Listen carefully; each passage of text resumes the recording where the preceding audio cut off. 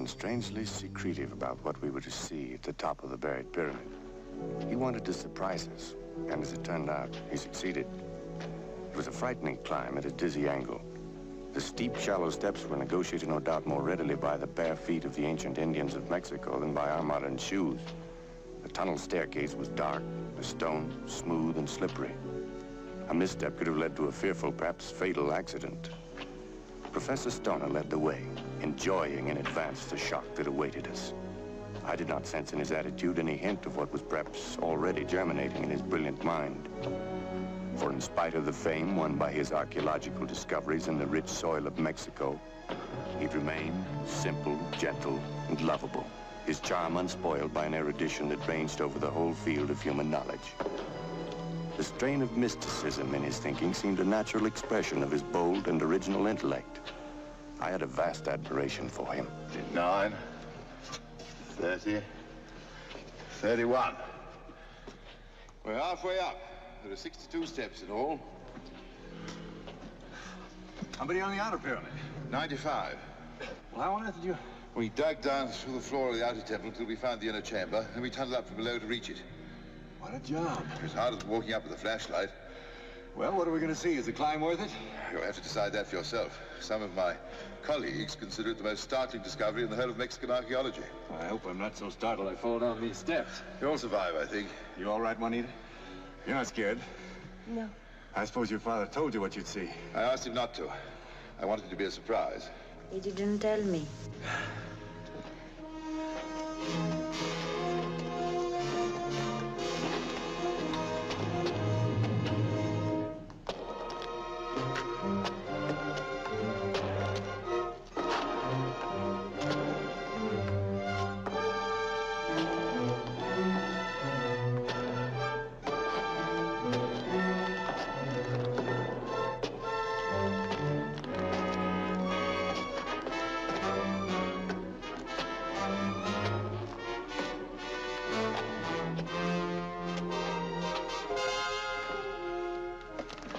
You want to rest a minute?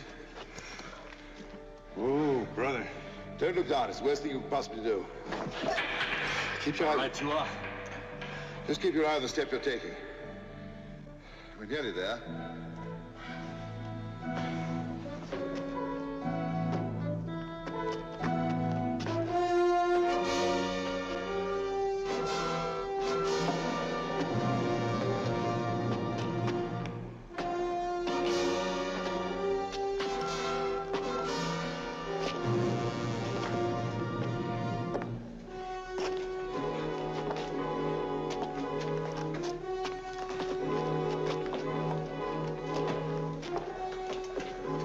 You ready?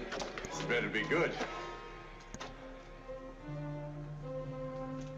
Can I get you something to write about? Was it worth the trip from Mexico City?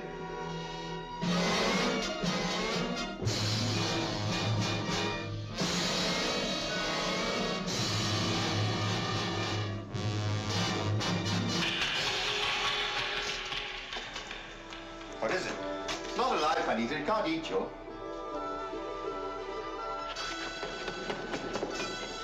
Juanita!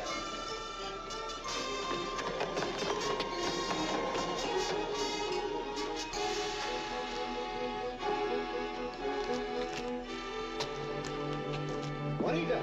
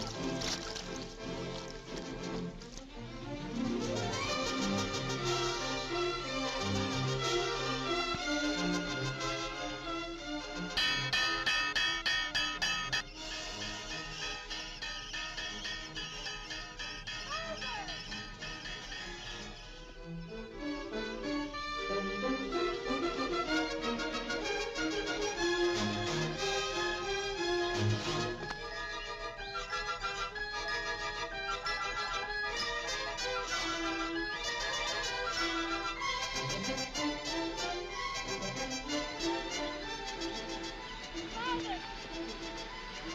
is it, Juanita? I want my father. The jaguar in the buried temple. It scared her so she ran down. It's a miracle she didn't break her neck. I should have warned her. I never dreamed it would frighten her so. Well, it's pretty ferocious when you come on it unexpectedly. Left this behind. Thank you. I'm afraid this torch is finished. We've heard it bouncing down the stairs. We ought to have told her what to expect. I'd no idea she'd be so frightened. If you're so scared of a stone jaguar, Juanita, what on earth would you do if you met a live one? Don't speak of it. Are you better now? I don't know why it frightened me so. The blue of the temple wall has come off on your dress. It was a mortal color to your ancestors. They painted their sacrifices blue. Oh, two grown men playing such tricks on a young girl. Of course you were frightened, darling. Who wouldn't be? I'm just going to take a look at the new trench. I shan't be long. What you need is a bowl of good hot soup. According to my wife, there's no situation that can't be remedied by a bowl of hot soup. Well, I could do with one myself. I'll join you in a moment.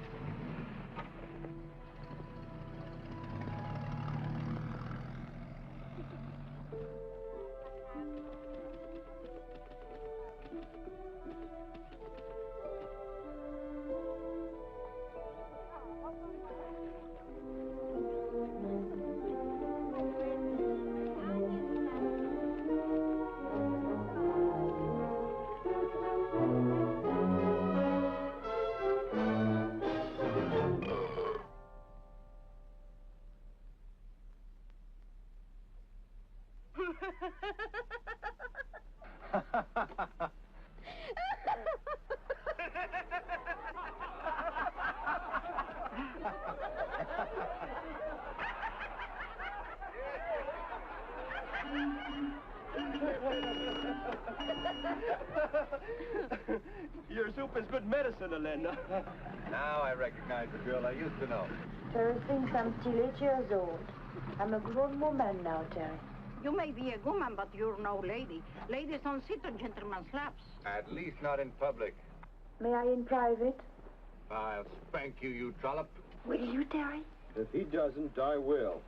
Do you mind cleaning this stone, Manuel? I think we ought to have a look at it.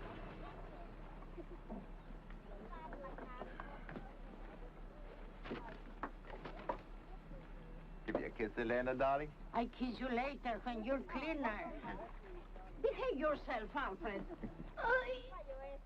You've recovered, Juanita. Quite. You'd hardly think that half an hour ago she was running for her life from a stone idol.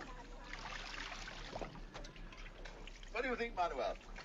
How do you explain your daughter's reaction to our jaguar? It's a ferocious-looking object. Ugly as old sin, and it scared her. You're wrong, Manuel. It's not ugly, it's beautiful. As powerful things are. But even if you're right, that's hardly an adequate explanation. How's your domino game, Juanita? Has it improved since you were 8? I ought to help Elena. Nonsense. It's your vacation. You're here to enjoy yourself. You have a theory about Juanita and the jaguar? Yes, Manuel. But you wouldn't agree with it. It's not scientific. Your theories rarely are, Alfred. Girls of her age were sacrificed to the jaguar god on the top of that pyramid 10 centuries ago. They were painted blue for the occasion, and the priests cut them open with an obsidian knife and tore the living heart out of them as an offering to the idol. You don't have to be so bloodthirsty about it. Alfred's naturally bloodthirsty. Human sacrifice is his subject. It's food and drink to him. It was food to the ancients, too. They ate the bodies after the ritual.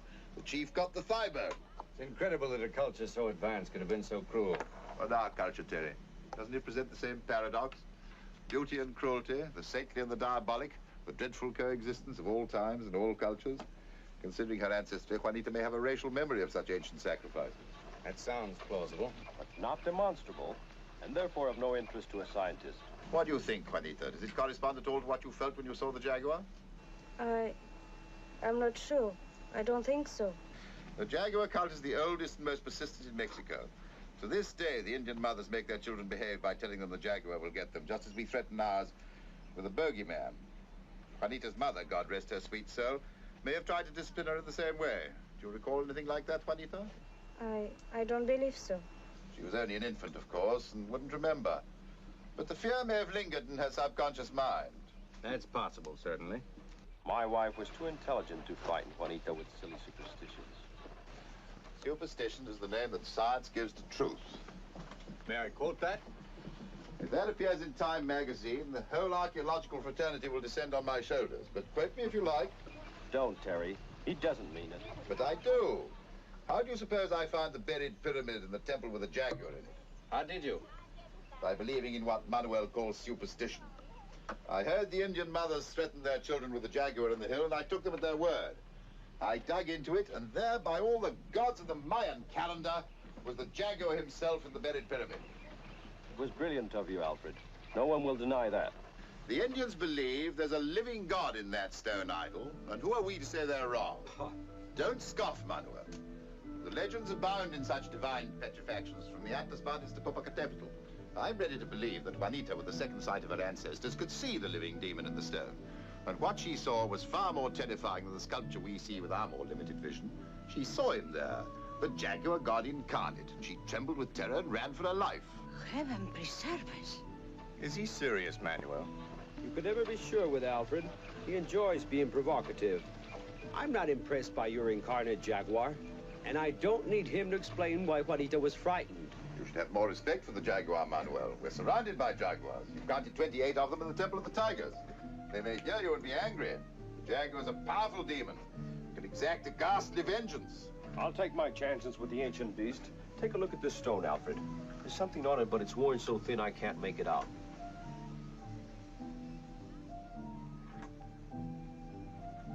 The tortilla is the latest tool of the archaeologist.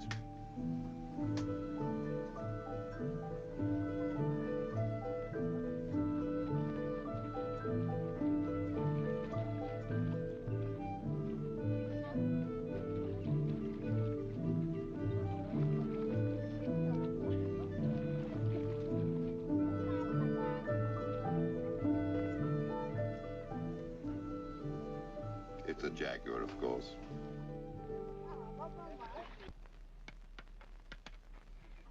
I'm afraid I've lost my skill at dominoes. Have I the scientist's permission to take his daughter to the fiesta in the hacienda tomorrow? Oh, yes, Terry, yes. Take her, Terry. We'll clear her mind of this gruesome nonsense. As for your jaguar, Alfred, here's what I think of him. You may have some trouble digesting that.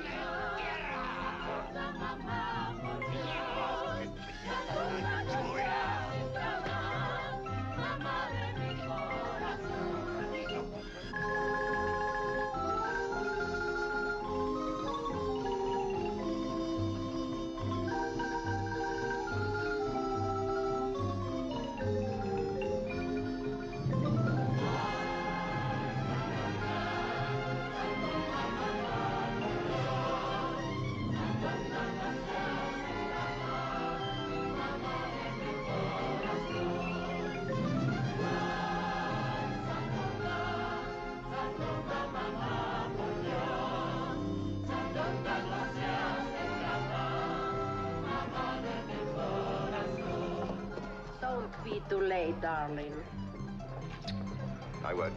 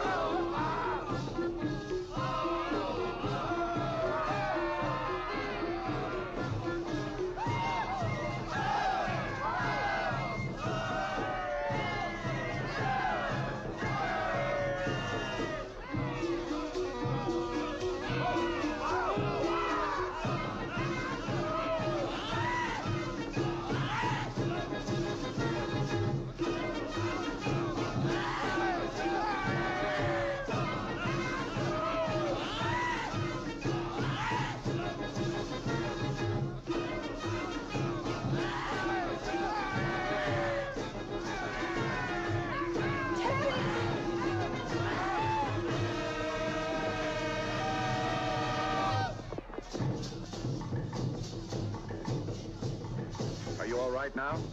I think so. You see how alive he is, our old Jaguar. Have you had enough fiesta? After 400 years of Christian teaching, the god of the Jaguar is the festival of St. Francis. But Juanita, those dancers weren't ferocious. Why were you so frightened of them? I can't imagine. We were having such fun. Forgive me, Terry. Well, I've had a wonderful time. There's something about Juanita and the Jaguar. I'm sure of it. Something ancient and mysterious. If there is, it's because you put the stuff of nightmares in her head. It is strange, Terry. I'm not usually frightened so easily. There is something. I don't believe it. When you're back at school, you'll laugh about it. I laugh now. Well, that's better. Look, isn't he adorable?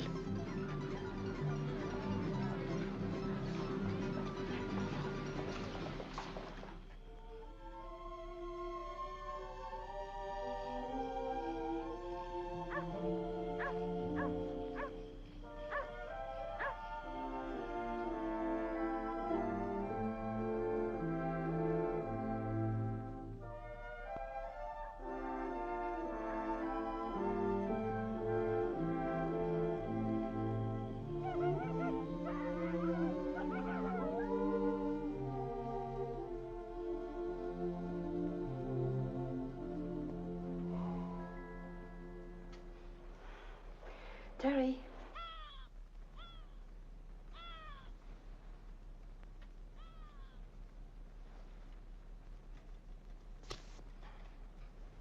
Juanita. Yes.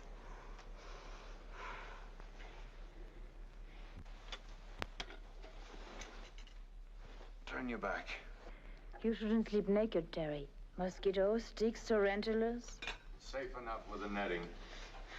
What on earth are you doing here at this time of night? In your nightgown and bare feet. And the ground alive with scorpions. Suppose you stepped on one. All right, you can look now. I couldn't sleep. I had to talk to you. Well, what have you to talk about that couldn't wait until morning? Here, put these on. It's about us, you and me. Well, what is there about you and me that calls for discussion in the middle of the night? Do you think I'm pretty, Terry? Certainly not. I'm very pretty. Everyone says so. Your ears are too big, your eyes are too small, your nose is crooked, you got barbed wire on your head instead of hair. Shall I go on? You think of me as a child, but I'm not. Look. You ought to be slapped. Do it, Terry, if you like. What's come over you, Juanita? I love you. I love you so terribly, I ache with it.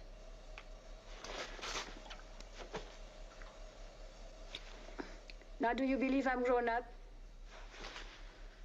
You're angry because you love me. If you didn't love me, you wouldn't be angry. You have an adolescent infatuation and you think it's love. You'll grow out of it.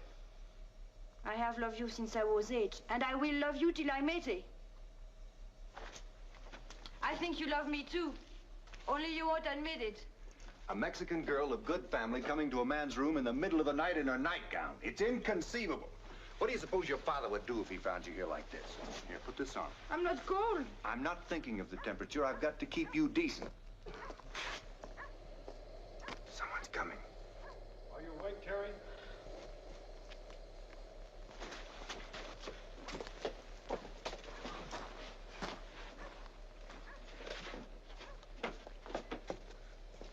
Come in, Manuel. I couldn't sleep. I saw your light. Thought we might talk. Of course.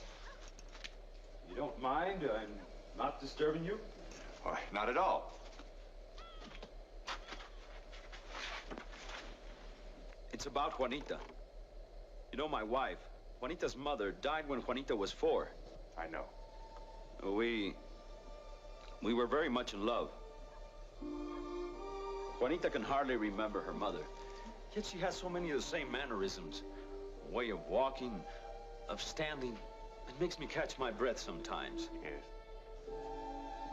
Sometimes it's difficult to express a sentiment to your own flesh and blood.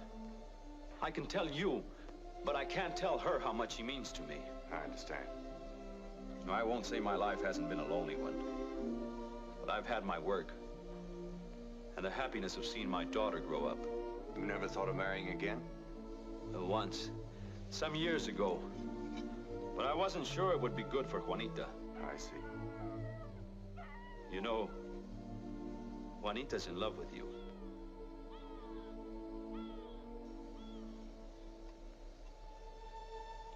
She fell in love with you in a way when you first came to Mexico years ago. But she was only a child.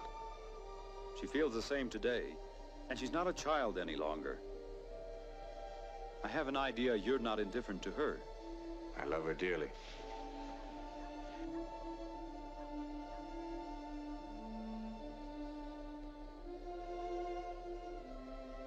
Enough to marry her? She's so young. Her mother was only a year older when we were married. Well, it may be no more than an infatuation. She's not really old enough to know her own mind. Juanita won't change. She's like her mother. Where her heart is fixed, there it remains. You're surprised that a father should make such a proposal for his daughter. Above all, a Mexican father. It's just that I'm worried about Juanita. Oh, I understand that.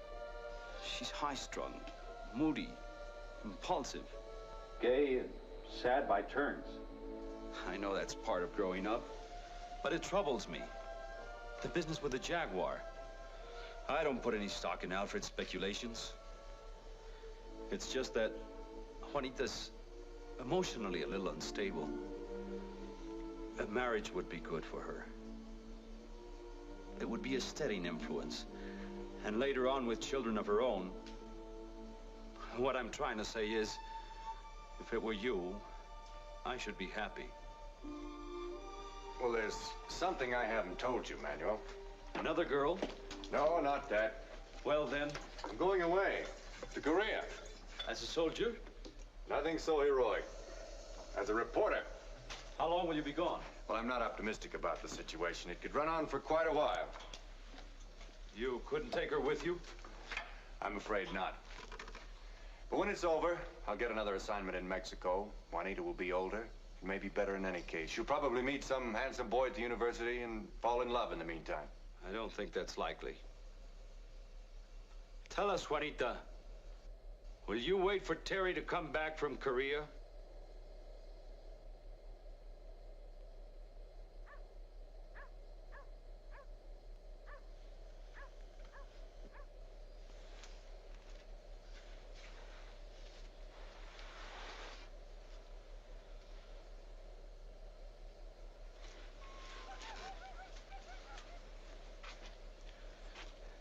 If I didn't know you, if I didn't know him, when a child has no mother, it's not your fault.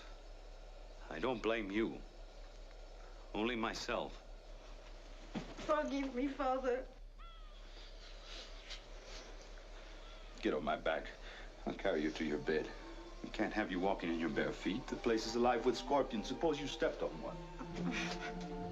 Can't see what's funny about that. You won't be leaving immediately. I have several days, maybe a week. We'll have time to talk. Good night, then. Good night. Good night, Juanita. Buenas noches, mi vida.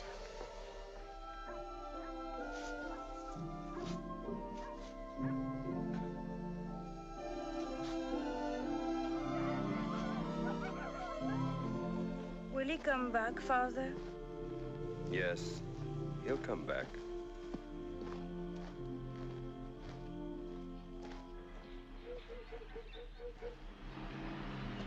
Okay, Pedro!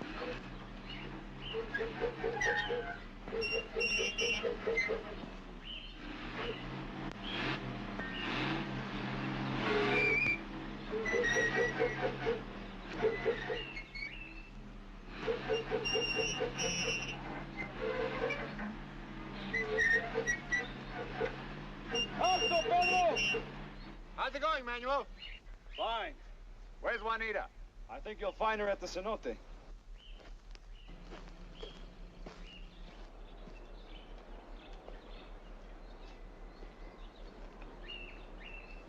Okay, Pedro!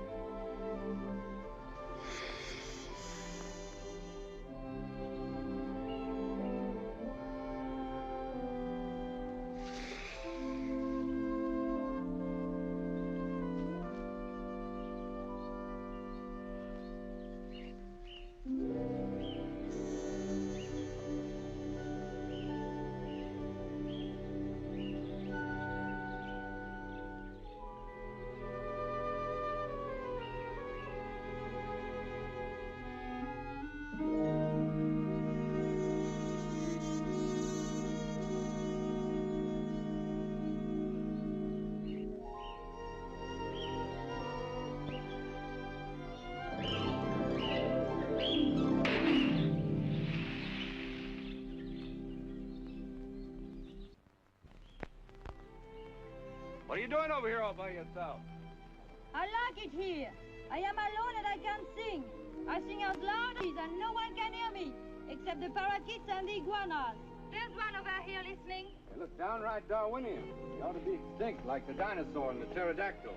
I think they're sweet. I'd like one for a pet. The neighbors might object. Why do you sing so loud? I thought that sort of thing was reserved for extroverts in shower baths. You know what I'm doing? No, what are you doing? I'm making you breakfast while you sing in the shower.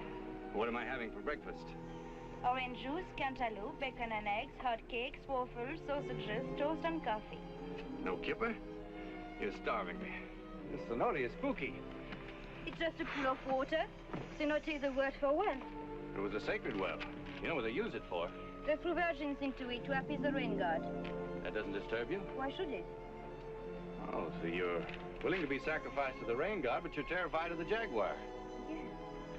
I've written a poem for you. Because you're going away. It's called Parting.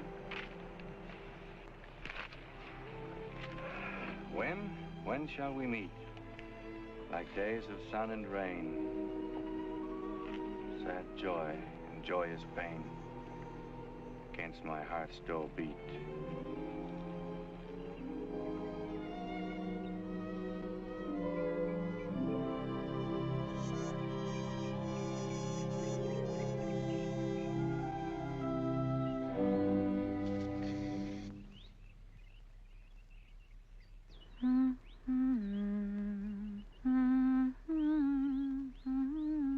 What song is that? La pena y la que no es pena y llorona, todo es pena para mí. La pena y la que no es pena y llorona, todo es pena para mí.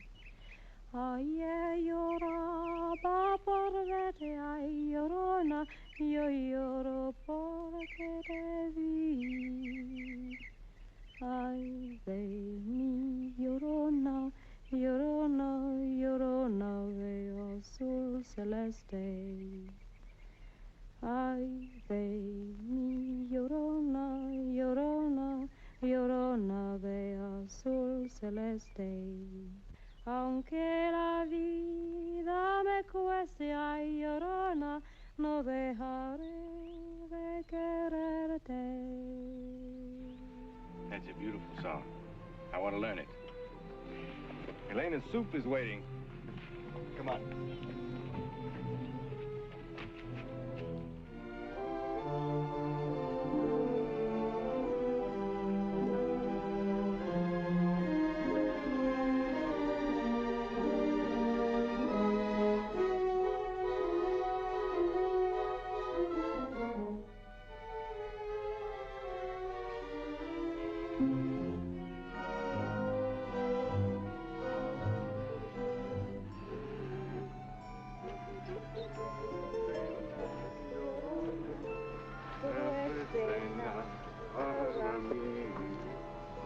La pena.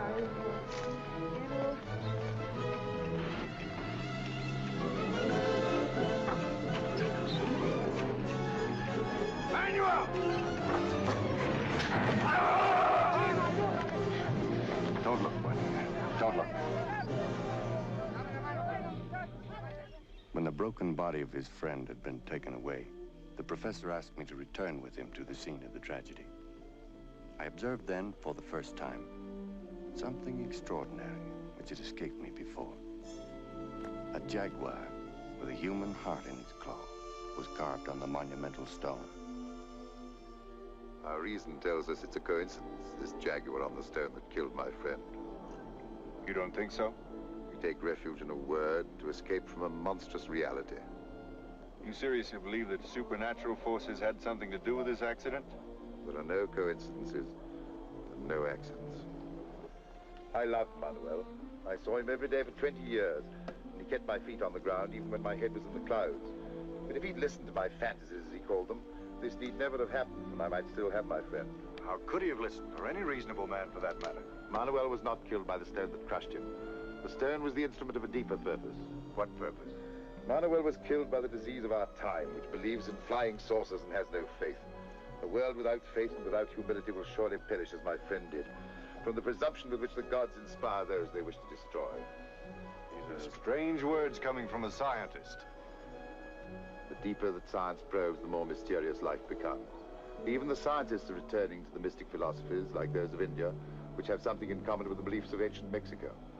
The Mayans, too, believed in the soul, in reincarnation. You sound as if you believed in it. I do.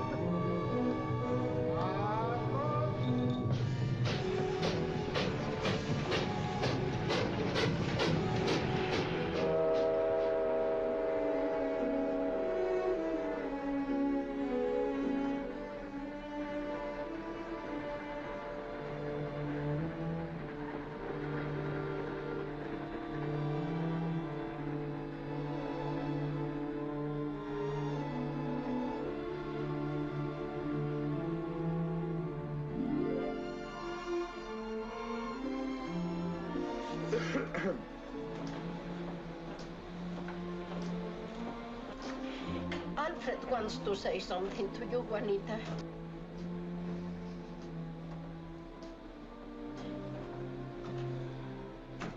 It's something we've talked about, Elena and I.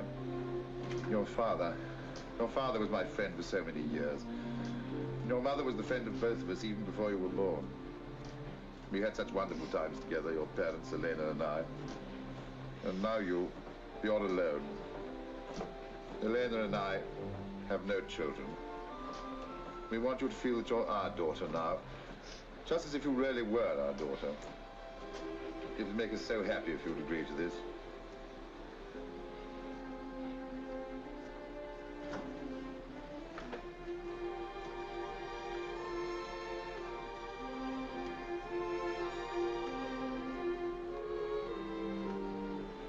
When we get to Mexico City, I'll cook you a bowl of wonderful hot soup.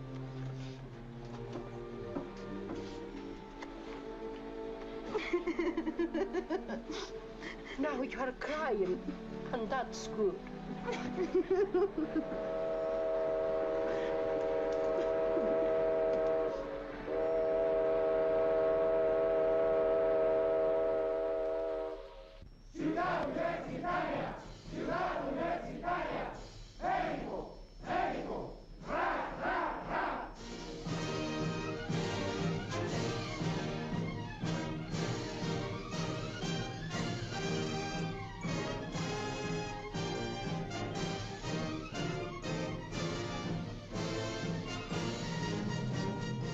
If I had not gone to Korea, if I had yielded to the impulse to marry Juanita when she was alone and might have needed me, perhaps the death of Manuel would not have had so violent a sequel.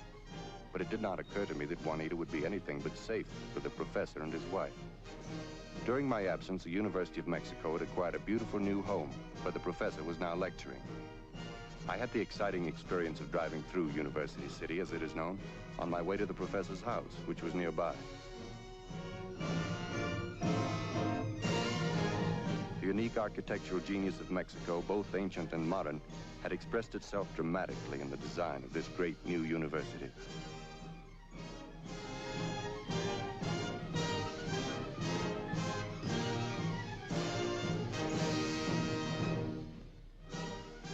I was not at all prepared for the strange situation I found in.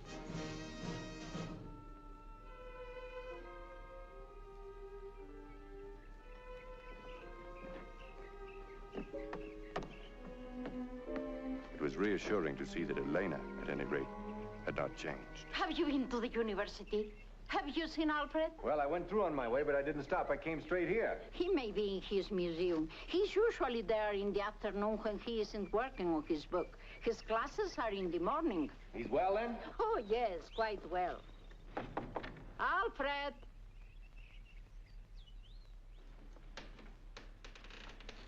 This is where he writes. He's almost finished his book. Has he given it a title? A History of Human Sacrifice. It represents his whole life's researches. Isn't that the jaguar from the buried temple? He persuaded the government to let him borrow it.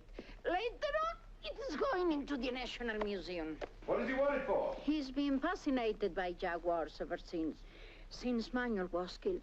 You'll probably find him in the zoo right now at Chapultepec Park. He goes there in the afternoon when he isn't working on his book. What does he do at the zoo? It relaxes him, he says. And he has a friend there. Not in a cage, I hope. It is in a cage. Fortunately, it's a jaguar. Yes, he talks Mayan to it. Sounds like he's going out of his mind. Sometimes I think so. He says it's not an ordinary jaguar. It's the living incarnation of the jaguar god in that stone idol. Oh, he's joking, of course. I've been married to Alfred for almost 30 years, and I'm not sure yet when he's joking and when he's serious. Come and see Juanita. Isn't she at the university? She's in her room, in bed. Is she ill? She's better now, but sometimes she's too weak to get up and go to her classes. What is it? What's wrong? The doctors don't know. They can't find anything wrong. Alfred has a theory about it. Surprise me if he hasn't. What does he think it is? Loss of soul sickness. Loss of soul sickness? What on earth is that? It's described in the books of the ancient Indians. They believed you could lose your soul from fright, or someone could steal it from you. Some ghost in need of a soul or a queer beast. From fright? Yes, Alfred thinks it happened when she was so frightened of the jaguar in the buried temple. It's a lingering disease. You don't die of it. The books say how you can get your soul back again? Juanita! You can get your soul back if you conjure up the ghost of the weird beast and destroy it. Evil must be brought into the open, Alfred says. It's a way of facing reality instead of running away from it. Kind of magical psychoanalysis, apparently.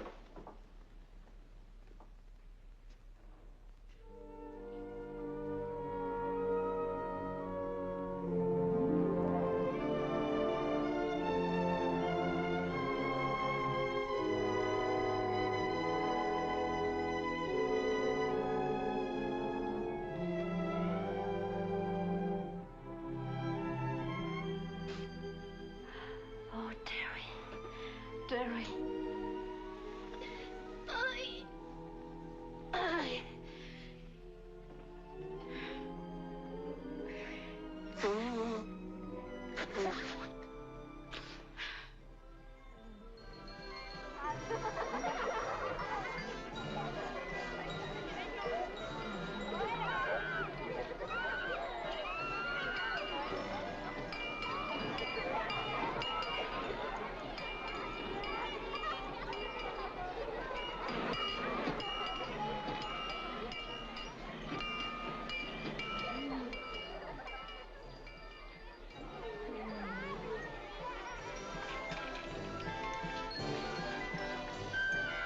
¿Cómo está, Balam, Francisco?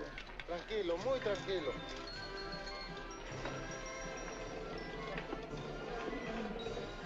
Tardes, mi Juan. Coge el más igual, Balam.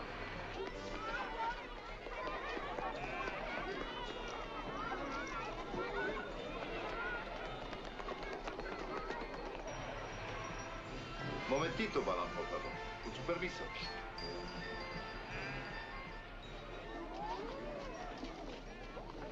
Come back at last, Ted. Elena told me I might find you here.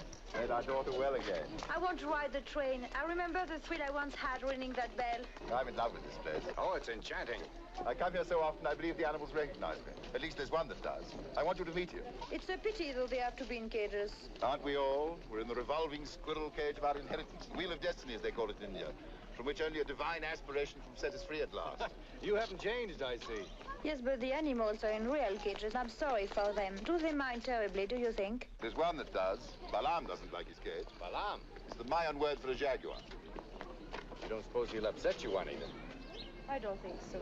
Well, I know how you used to feel about jaguar. They used to worship him, make sacrifices to him, and now he's shut up in a cage. It's humiliating, and he doesn't like it. Well, he has to be caged or killed, I imagine. Yes, because he's evil. He's the demon of darkness. You know, he swallowed the sun 4 times and brought dreadful calamities to the world until the plumed serpent Kukulkan, the great good god, shut him up like Lucifer in the pit of hell. Here he is.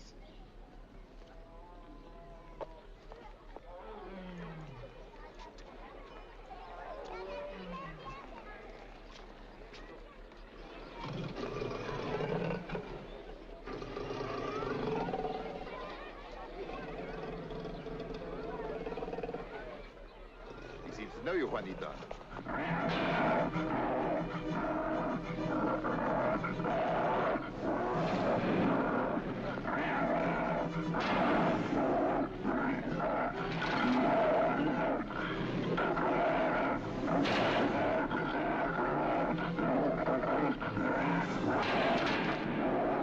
Don't be upset, he can't get out.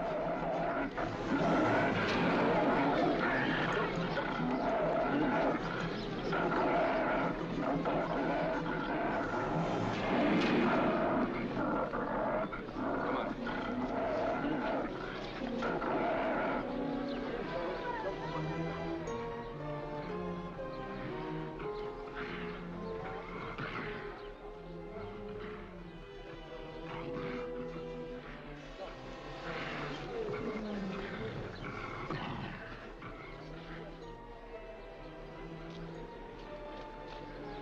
Well, we can be glad that one's in a cage.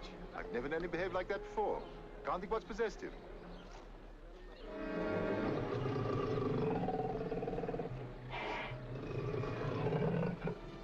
Come on, my car's right outside.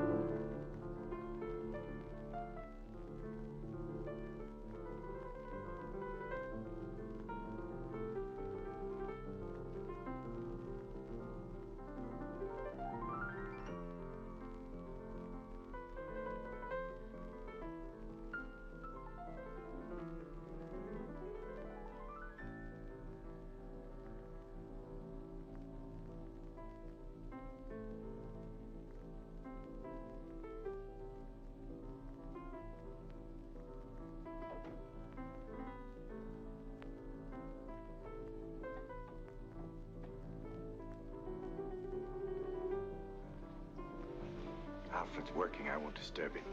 He's been in good spirits since the day you arrived. But Juanita, it's no wonder she's awake. She's hardly eaten a thing for days. There's strength in those hands. She's always been musical since she was a child. But I don't know how she stays alive. She doesn't even taste my soup. I have to eat it all myself. Would you like some? No, I've had dinner. I'm worried about Alfred, too. What's wrong with Alfred? He goes out somewhere by himself late at night. Last night, he didn't get in until 3 o'clock. He wouldn't tell me where he'd been. You don't think there is another woman? Oh, I shouldn't think so. What do you suppose he's up to, prowling around in the middle of the night? He's probably having an affair with a night blooming Sirius. What's that? It's a flower that blooms late at night, one night a year. It takes some watching or you'll miss it. He's never been interested in botany. Well, it's something innocent and scientific, you can be sure of that. Then why does he keep it a secret? Why doesn't he tell me about it? Because it's more fun to keep you guessing, I imagine.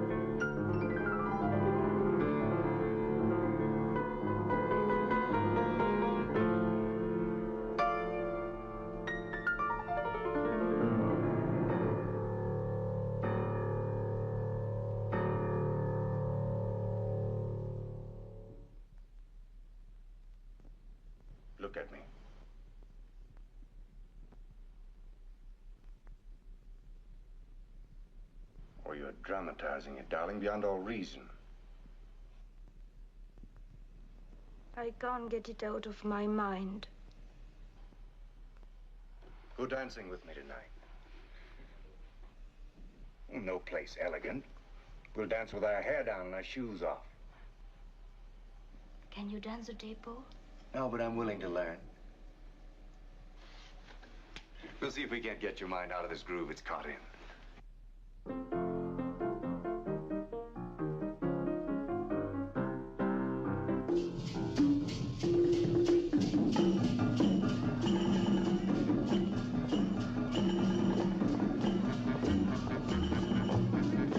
Juanita loved to dance.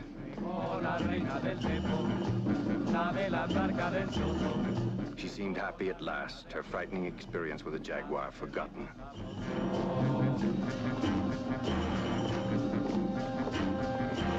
It was as if she and I alone were alive, and all the others no more than ghostly figures.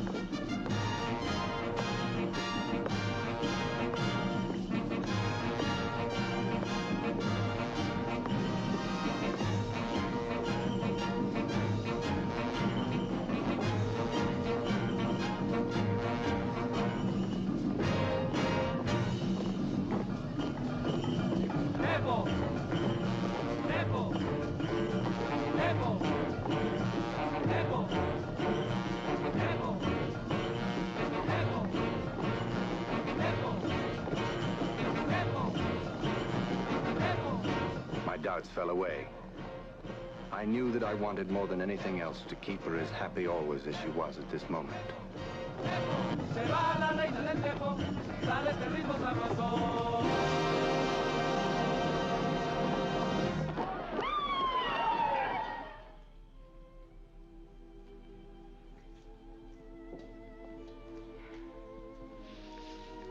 It's peaceful here. Yes.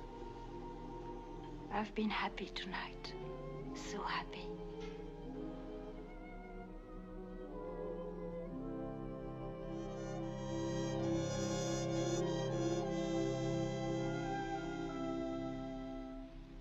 I love you, Juanita. I wanted so much to hear you say that. It isn't easy to say it. I know.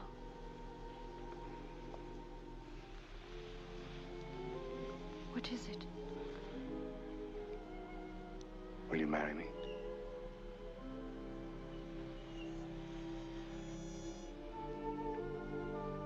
It's all I've ever wanted. Well, what's troubling you? You haven't changed your mind about me. Only to love you more. And I didn't think that was possible. Well, then. This illness I have. Even the doctor don't understand it. I've thought sometimes that I have no right to marry. That I be a burden, a trouble. And I want to be a joy.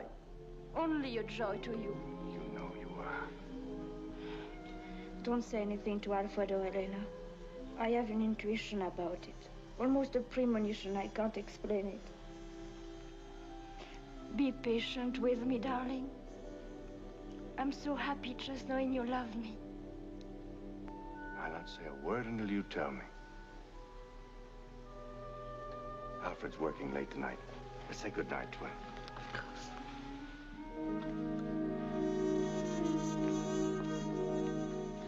He's not here. His car's gone. But he left a light in the museum. Where would he go at this hour of the night? I can't imagine.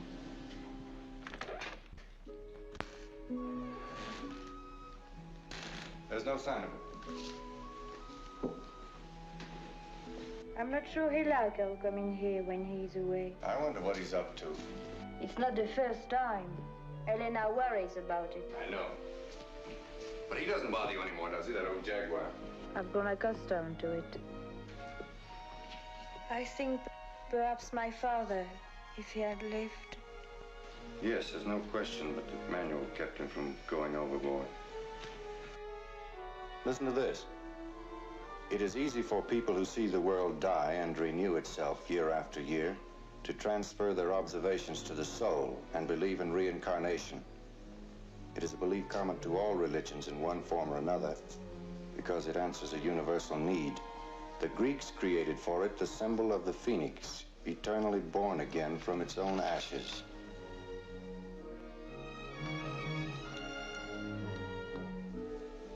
He's marked a passage here in Plato. The soul can wear out many bodies.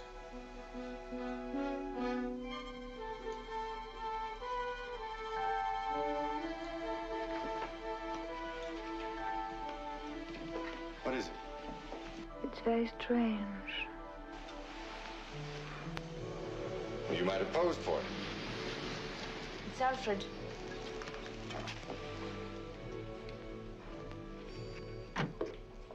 Alfred? Well, Teddy, we saw your light and thought you were working. We dropped in to say goodnight. Where have you children been at this hour? We wondered the same thing about you. We've been dancing. I got something quite remarkable to show you. It's extraordinary, don't you think? It could be a portrait. There are some people in whom the past is alive, recreated in some curious and significant way, and I believe that Juanita's one of them. I'm glad you're here, Terry, because I want you to help me move the old jaguar so that he faces this ancient image of Juanita. They were contemporaries, no doubt of it. And the odd thing is, they still are. They're both of them alive today. The soul can wear out many bodies. Plato said that. Yeah. You know your Plato so well? I saw the passage you marked. So I have no secrets from you. On the contrary. Where do you go so late at night all by yourself? I think I'll keep that secret. Good night, Jerry. Good night, Alfred. Good night, darling. Juanita.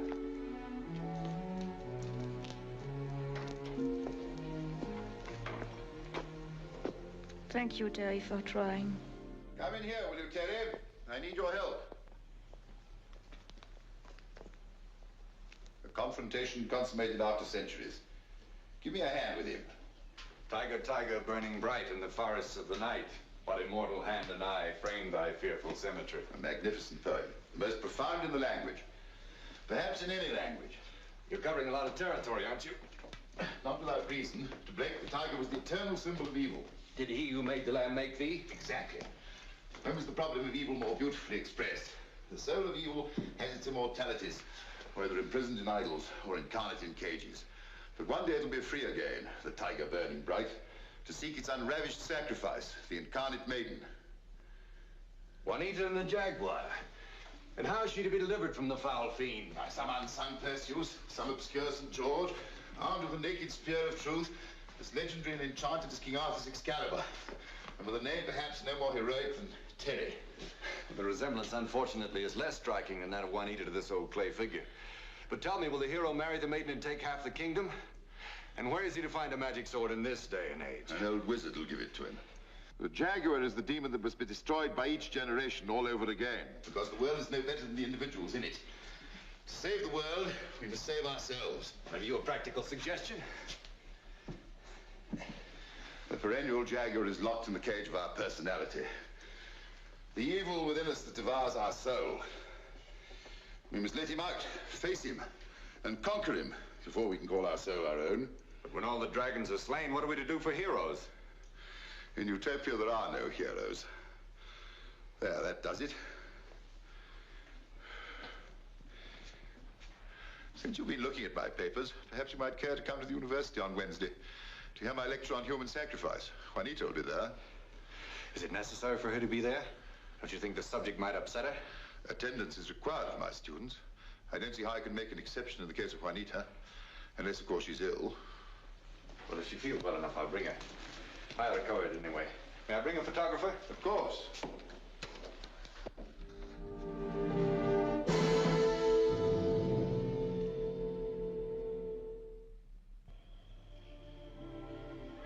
I made up my mind to follow the professor and discover, if I could, what he was up to at such an hour and in such secrecy. I had lost sight of him while circling one of Mexico City's glorietas, but it was already apparent to me that he was on his way to Chapultepec Park. I knew then where I ought to look for him. Buenas noches, Malam.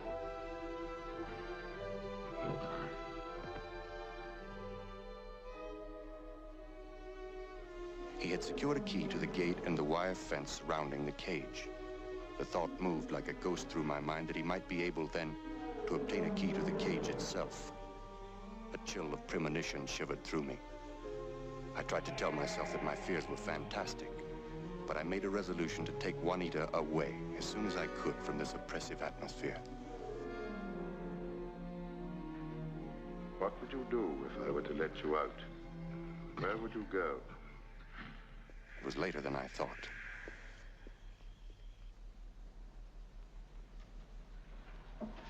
The Carthaginians fed their firstborn to the hungry deity Moloch.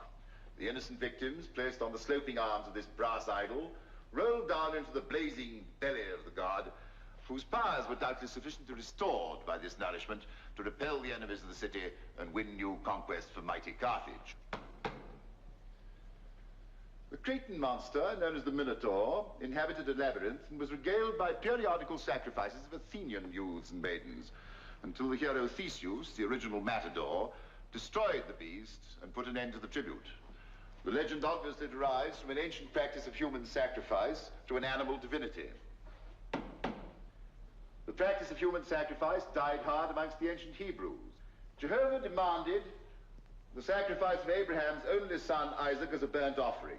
But that story, as we all know, had a happy ending. Once the piety of the patriarch had been adequately demonstrated by his willingness to give his son to the Lord, Jehovah allowed a ram to be burnt in his stead.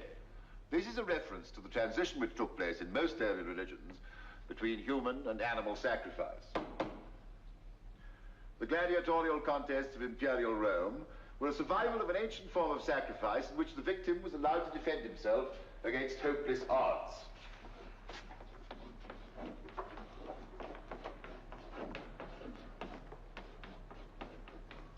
No doubt it was some satisfaction to these brave men to die fighting.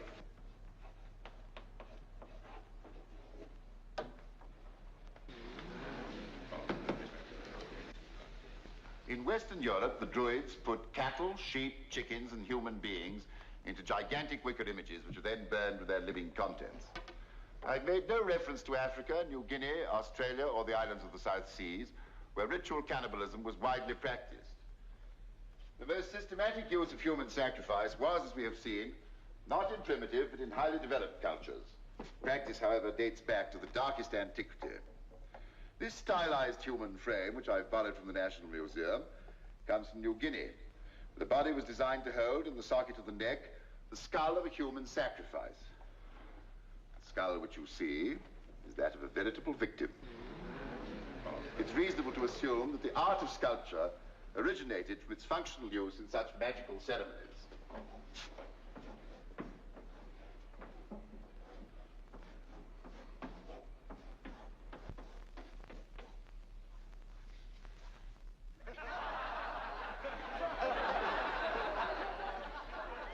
The rites included chanting, percussive music, and dancing, together with oral invocations, and so led in time to the invention of the other arts as attributes of ceremonial magic. Perhaps that's why today, when we see a work of art, we say it casts a spell over us. This is not a figure of speech, but a statement of fact. Human sacrifice was inspired by the most profound of hopes and fears, the underlying principle being that individuals should give their lives for the benefit of the whole community. In this sense, the death of a soldier in modern warfare may be considered sacrificial. Perhaps, in a more enlightened future, the bloody wars of so-called civilized nations will be looked upon with the same incredulous revulsion with which we today regard the ritual sacrifices performed by so-called primitive peoples. The practice of capital punishment, still unfortunately prevalent in much of the civilized world, is the survival of human sacrifice, even though in this case the goddess of justice takes the place of a less abstract divinity.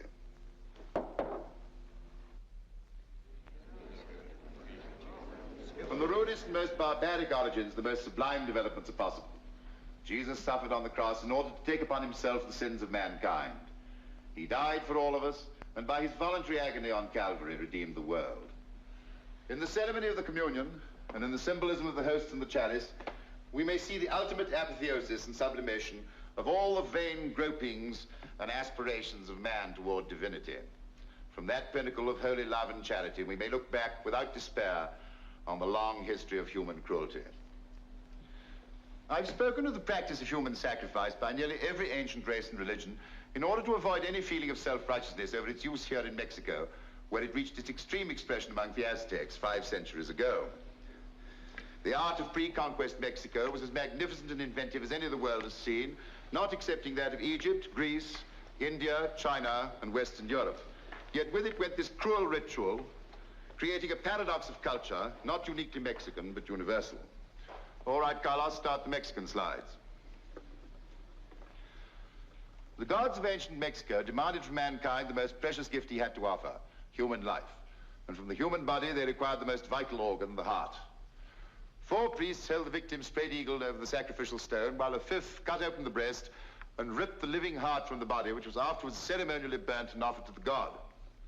The sacrifice took place at the summit of the pyramid in front of the temple, and from this high place, the body was afterwards thrown down before the assembled people.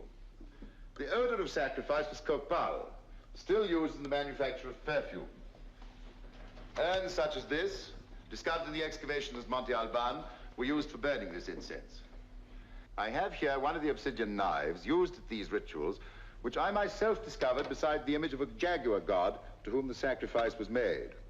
The natural volcanic glass is as sharp as a steel blade. The calendar of the Aztecs called for monthly variations on this theme. There might be differences of detail. The victims might be men, women, or children. The dances, costume, and incantations might be varied to suit the nature of the god or the season. But the sacrifice culminated almost invariably in the same way. It was the living heart which the gods required and received. Do you mind coming up here a minute, Terry? I need your help with this costume. When Montezuma I, grandfather of the monarch who succumbed to Cortez, dedicated his great city of Tenochtitlan, now Mexico City, 20,000 victims were slaughtered in a single festival. The conquistadores who came from Spain with Cortez counted 60,000 sacrificial skulls at one time in the skull rack, which arose in a vast architectural cube of horror in the center of the main square of Montezuma's city. I'm now wearing a replica of the costume of a Chilan, or officiating priest at a sacrificial ceremony. Do you mind turning that light on me, Terry? Thank you. Some of you, I see, seem to be amused at this costume. You would be less so, I imagine, were it to cover the tattooed nakedness of a veritable priest presiding over your own immolation. The rites were not always performed on the platform of the pyramid. In one case, the sacrificial virgin was bound to 2 posts set up in the form of an X. This was the method used in an extraordinary sacrifice designed to propitiate the oldest of the Mexican divinities, the jaguar god. Juanita, I have another costume here, or part of one, that I'd like to show to our friends. A girl's costume. I also have a sample of the jewelry worn by the victim of this ritual. Would you mind putting them on for us? That might not be such a good idea. As you know, she hasn't been well. It's only for a moment. Do you feel up to it, Juanita? Of course. My foster daughter is of pure Indian ancestry and will make an excellent model for these sacrificial accessories. I shall not paint her face blue as her ancestors did. I think I can spare you that, Juanita. The posts were set up in the jungle at a place where a live jaguar was known to have his lair. The ceremony took place at night by torchlight. The girl was painted, dressed, and bound to the cross to await the arrival of her bridegroom, the living incarnation of the jaguar god. You will observe that Juanita's dress resembles that worn by the Maya girl being sacrificed in this illustration. The Chilam shouted his invocation, summoning the jaguar, leading his attendant priests at the same time in a dance around the girl. The dance was accompanied by choral chanting and an insistent, hypnotic, percussive music beaten out on drums and gourds, mingled with the shrill sound of flutes. At the conclusion of the dance, The priests withdrew to a safe distance in order not to bring upon themselves the dangerous attention of the living god, and the girl was left alone to face the jaguar.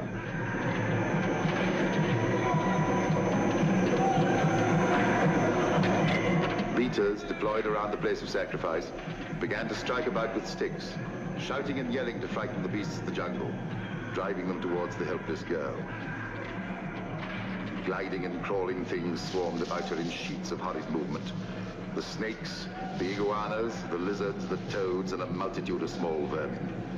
After them came the running animals, the weasels, rabbits, rats, and wild pigs, and the larger beasts, the deer and the coyotes. They did not molest her, but moved past swiftly in a panic to escape the advancing beaters.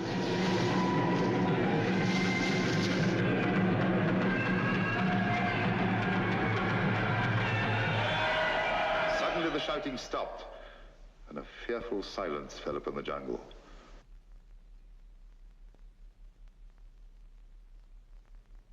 The jaguar had appeared. The jaguar does not attack directly, but stalks its prey in narrowing circles. She could see the burning eyes moving around her.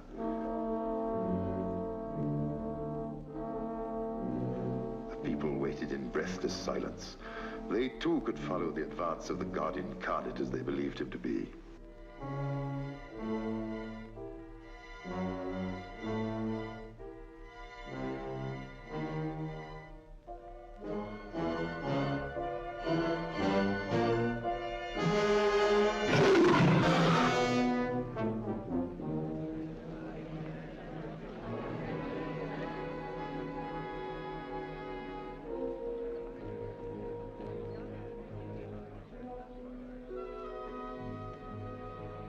To be alarmed. She'll be perfectly all right in a minute.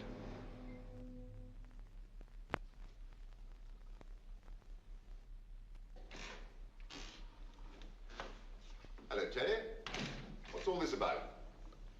I've searched the books. Your books. There was no such sacrifice. You made it up. Well, at least you're getting a good education. And anyhow, you're wrong. I've synthesized it from authentic detail. And I can give you chapter and verse for the crossed beams and the animal beaters. But why did you synthesize it? Why did you deliberately try to scare her out of her wits? Well, the idea isn't exactly new or original. I got it from Hamlet. Play within a play. Hamlet wanted to find out what the king would do when he saw his crime reenacted. So, if you insist, I staged a small play. Well, what did you expect to prove by that grotesque performance? Do you mean you're not convinced? Not even yet? I don't even know what I'm supposed to be convinced of. You've forgotten how frightened she was of him, of the jaguar dancers at the fiesta. You remember how our father died? And you saw what happened in the zoo, and those spells she has which the doctors can't diagnose. Do you suppose all this is pure coincidence? There's a natural explanation for all of it. And her reaction to my description of the sacrifice, was that natural too? It would have been unnatural if she hadn't fainted after the act you put on. Who do you suppose would be impressed by your demonstration? Your colleagues at the university? They'd think you were out of your mind. I've convinced myself. Now I'll find a way to convince them. And you too. I'll not have Juanita subjected to any more of these gruesome experiments. You're wrong, Terry. She's a sick girl. Her illness goes deeper than you think. There's only one way to save her. A desperate and dangerous way. But the only one. If she has a disease, you invented it. Anyhow, Alfred, Juanita didn't want me to tell you, but you may as well know. We're going to be married. I haven't much time, then. Time for what? Oh, my experiments, of course. The gods demand maidens for their sacrifices. But seriously, I'm delighted, Terry. It was what he'd have wished, Juanita's father, and Elena will be very happy, too. She'll be busy with the wedding dress and 1,001 things. We must have a church wedding, and all that goes with it. This calls for a drink.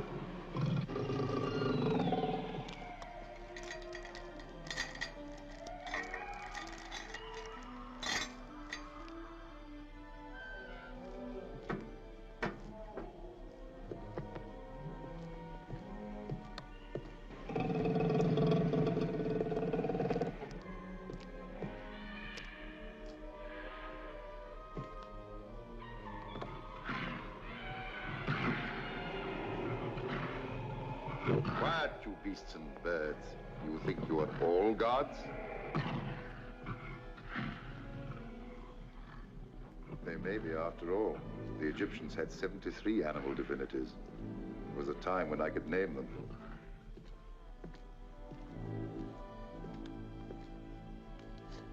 It's for you, Juanita, my darling. If I'm wrong, may heaven forgive me.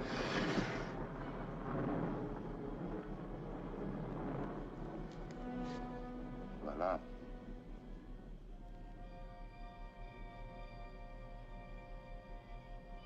He's waiting, Balaam.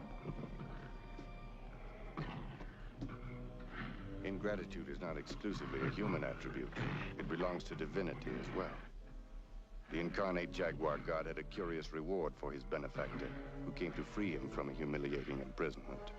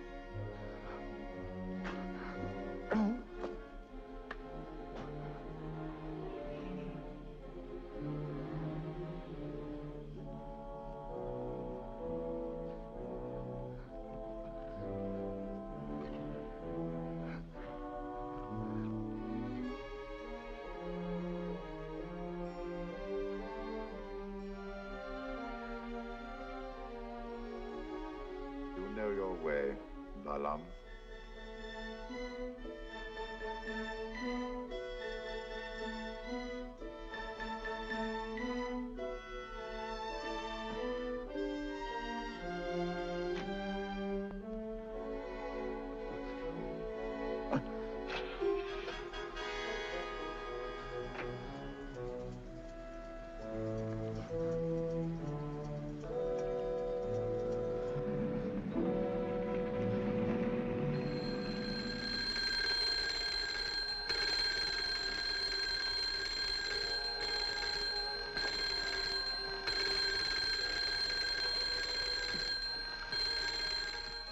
It was at about the time the professor opened the cage. Perhaps it was at that moment precisely. Juanita was awakened by the sound of a strange commotion coming from the darkness of the professor's museum across the garden. The noises were mysterious, ghostly, as if they belonged to another world. It was as if a tiger had somehow materialized in the museum and as if he were trying to break out. Growls and roars were mingled with the crash of clay figures falling and shattering, and with the dull blows of a heavy object striking against the walls. But there was no light in the museum, and Elena had seen the professor leave half an hour before. They thought of calling the police, but Elena was afraid of involving her husband. I told them to stay in the house and to do nothing until I got there.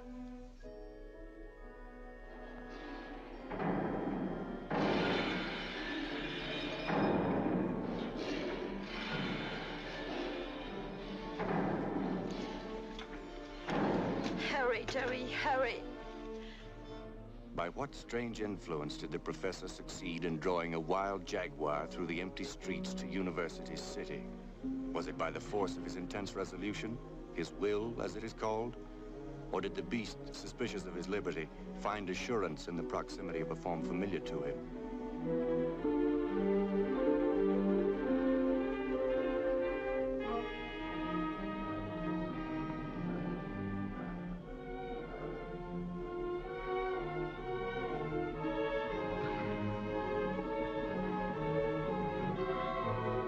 The professor would not have accepted so rational an explanation. The idea that the jaguar, a demon incarnate, was aware of his goal and of the road to it would not appear to him as it did to me, monstrous, unnatural, beyond reason.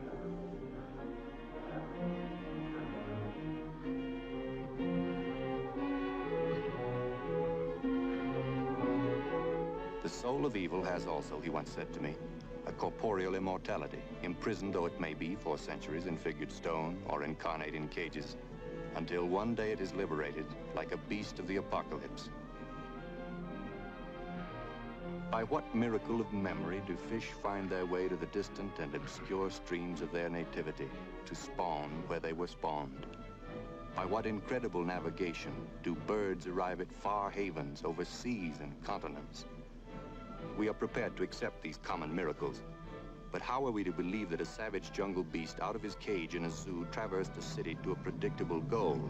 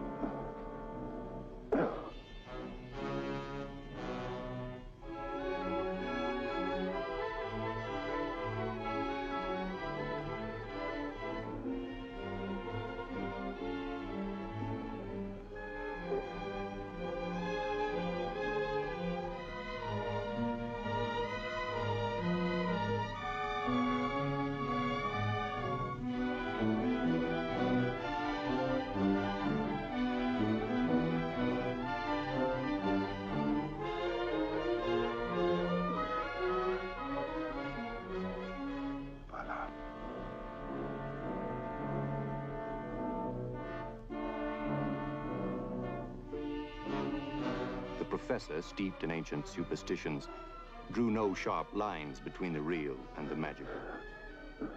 I prefer to believe that he was able, by alternately leading and following, to coax the jaguar to his destination.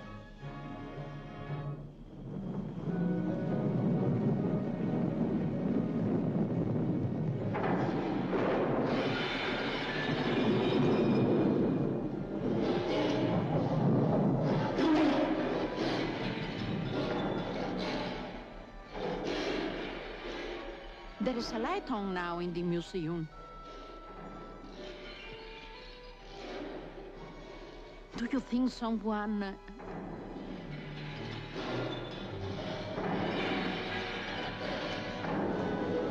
Juanita?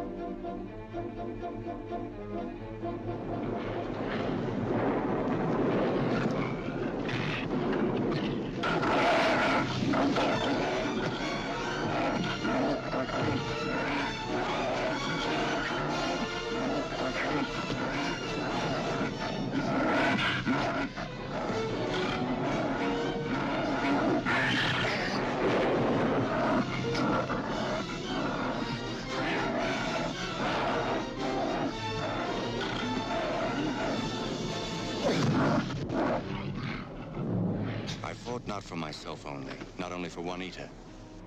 The concentrated force of evil was attacking me. I fought with a sense of enormous, almost unbearable responsibility, sustained by a strength beyond myself.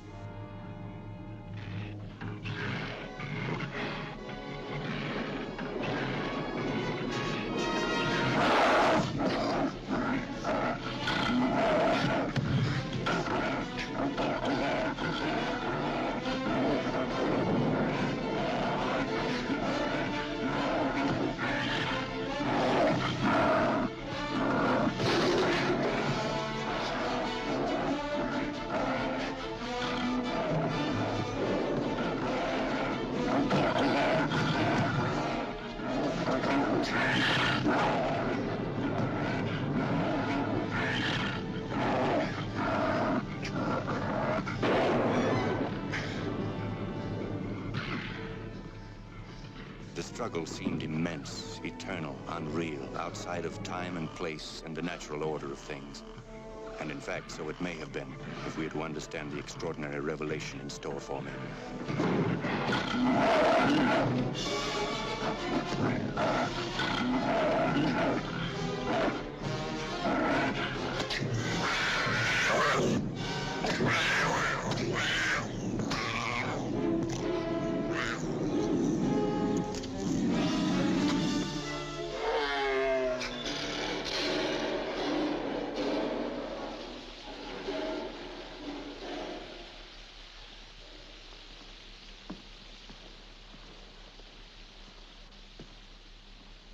It stopped now, the noise in the museum.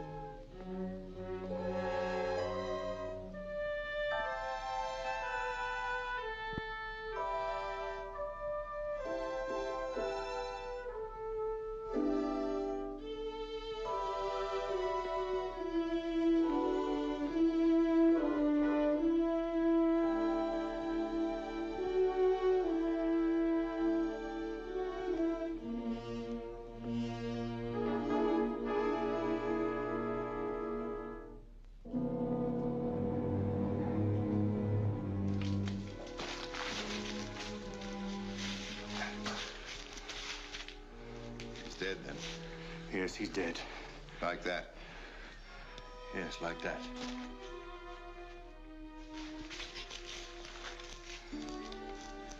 You're safe, Juanita, my darling. But I knew that, too. How? How did you know? There's nothing else in the place in one piece. You should have seen her shaking as I did. I thought she'd fall and break, but she didn't. When the old demon gave up, I knew you'd killed him and she was safe. My help comes from the mountains. It was a desperate measure, but it succeeded. She can call her soul her own. You'll be as happy with her as I've been with Elena.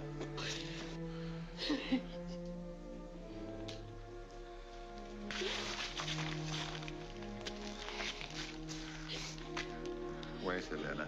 Wait. Don't move anything in here. Get your camera and take pictures. Promise me you'll do that, Terry. They'll never believe it otherwise. Not even if you swear to it. I'll do it, I promise. Write the story now while it's fresh in your mind. Publish it with the pictures. I will. Don't bother to explain anything. Nothing worth explaining can be explained. Let them do the explaining. Ask them how a stone sculpture moved all around this room, broke my walls and made a shambles of my ceramics collection. You laughed, mind well, and you, when I said there was life in that old stone. They're ready to believe in any pseudo-scientific absurdity, but not in the soul. Nobody believes in the soul anymore. Give me a kiss, Elena, darling.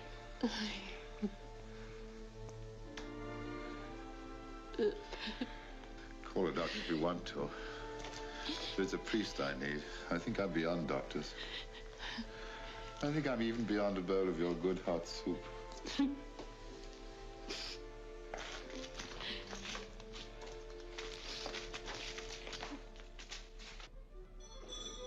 When doctor and priest had done what they could for his body and his soul, I was permitted a last interview. He made me promise not to postpone the wedding. He would be there, he said, incorporeally. I had a curious feeling that he was.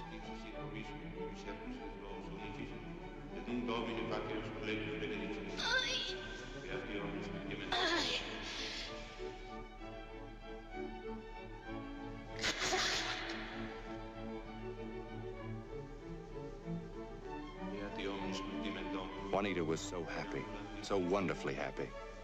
I've never seen anything so happy as Juanita's face. I made a mighty oath to keep it that way. I've written the story just as it happened. I have the photographs, too, if anyone wants to see them.